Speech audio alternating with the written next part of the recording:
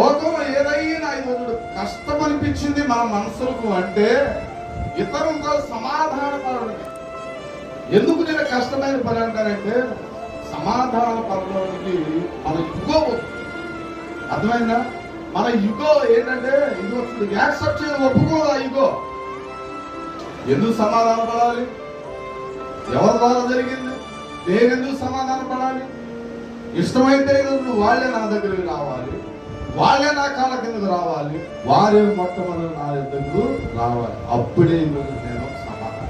నేను అంట ఈ విషయం ఒక ఆత్మీయుడిగా ఒక ఆత్మీయురాలిగా మనం ఏంటంటే ఏదో చూడండి మనల్ని మనము తగ్గించుకొని ఒక్క అడుగు ఏదో చూడు ముందుకు వేయడంలో తప్పేమీ లేదండి.